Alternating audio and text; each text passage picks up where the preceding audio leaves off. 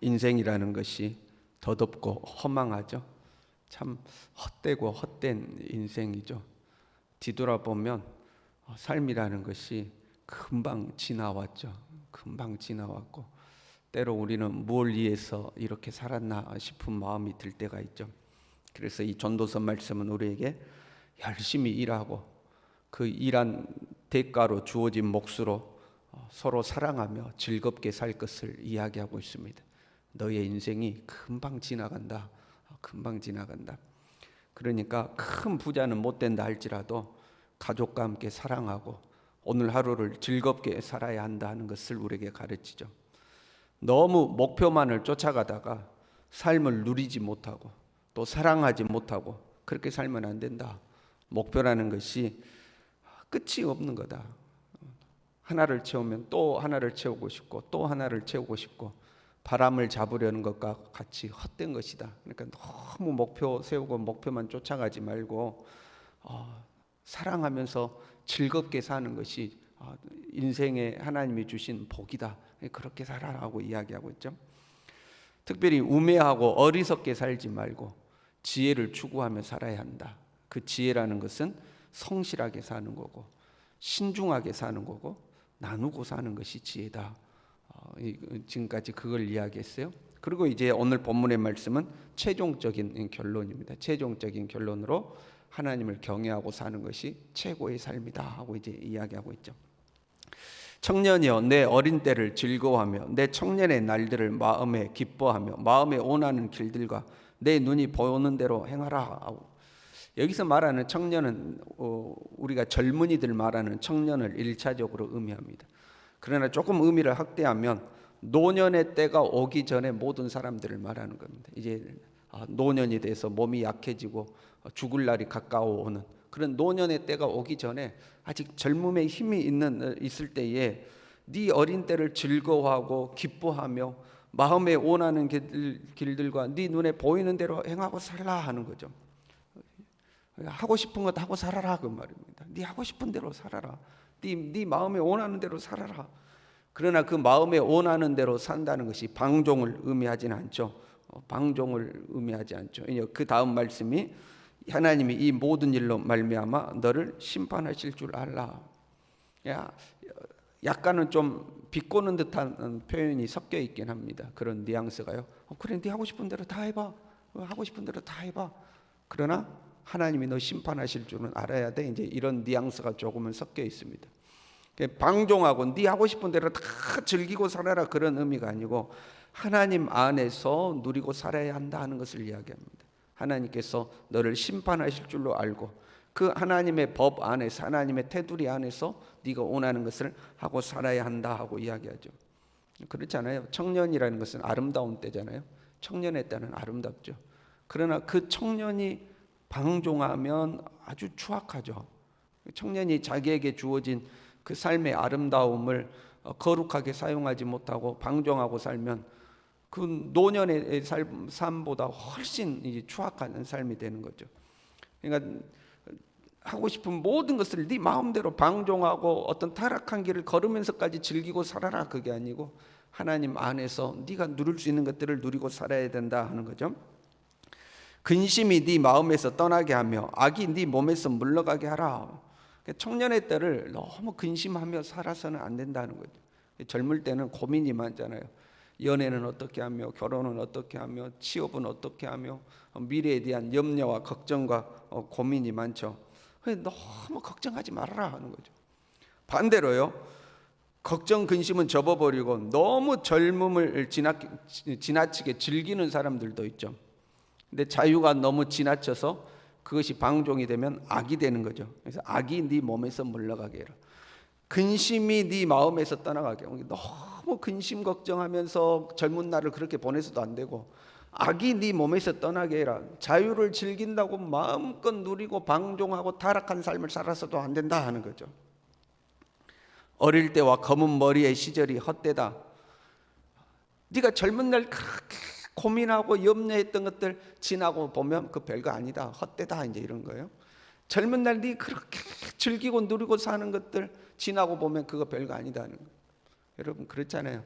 우리가 뭐 10대, 20대 때 그렇게 나에게는 소중했던 것들이 나이가 들어 생각해 보면 내가 그때 왜 그랬나 몰라. 그때는 내가 크게 뭐가 눈에 씌었지 왜 그랬나 몰라. 이제 이런 생각이 들죠.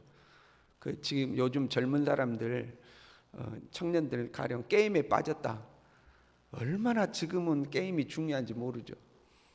그런데 나이가 들어서 생각해 보면 내가 젊었을 때 그게 뭐가 그렇게 중요하다고 거기에 그렇게 매달리고 살았는가 몰라. 이제 이런 생각이 들죠. 우리가 젊었을 때 그렇게 매달리고 그렇게 붙들고 때로는 고민하고 그 빠져들었던 모든 것들이 어릴 때와 검은 머리의 시절이 다 헛되다. 시간 지나고 나면 별거 아니더라.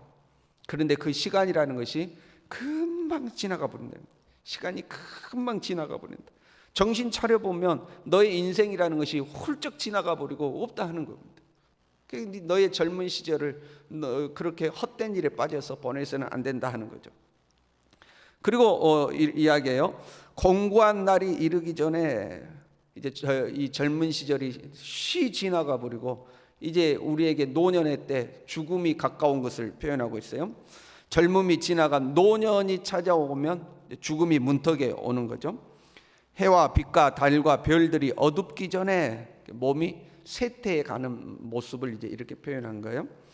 비 뒤에 구름이 다시 일어나기 전에, 여러분 비가 왔어요. 그 다음에는 뭐가 돼야 돼요? 해가 떠야 되잖아요.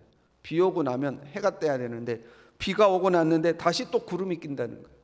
삶의 우리 몸의 쇠약함이 연달아 찾아오는 것을 말하는 겁니다. 젊은 시절 다 지나가 버리고 이제는 여기도 아프고 저기도 아프고 여기 삐그덕거려갖고 병원 갔다 오면 다음날 또 저기 삐그덕해갖고 또 병원 가고 어제 비 왔으니까 오늘 해 뜰 줄 알았는데 오늘 또 구름 끼고 또 비 오고 이제 이런 거예요.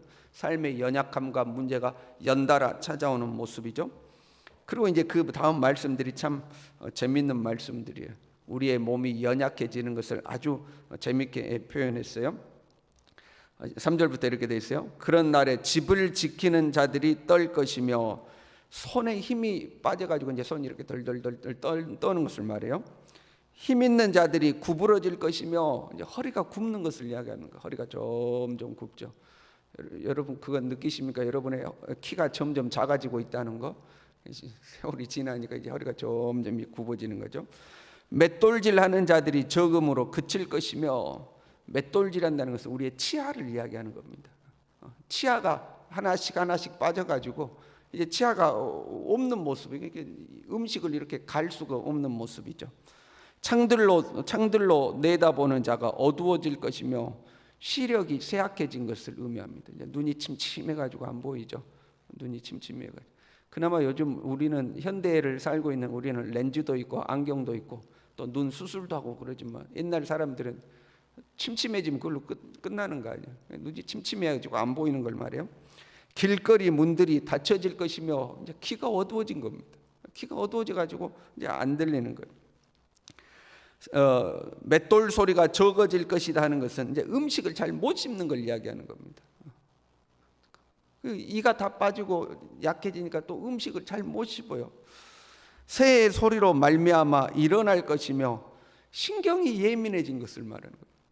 나이가 들면 잠이 없다고 그러잖아요. 금방 잠에서 깨고 조금만 빠시락깨로 또 깨고 신경이 예민해져가지고 그런 모습이요. 음악하는 여자들은 다 쇠하여질 것이며 성대가 약해진 걸 말하는 겁니다. 이제 노래를 불러도 옛날처럼 예쁜 목소리가 안 나오는 겁니다. 말소리가 옛날처럼 예쁘지가 않아요. 그냥 둔해진 것을 이야기합니다. 길에서는 놀랄 것이며 쉽게 넘어지고 나서기를 싫어하는 모습입니다. 길에서는 놀라고 깜짝 놀라고 높은 곳에 가기 싫고 왜 넘어지니까 이 밖에 나가기도 싫고 이제 이러는 거죠. 살구나무가 꽃이 필 것이며 이제 흰머리가 나는 걸 말하는 겁니다.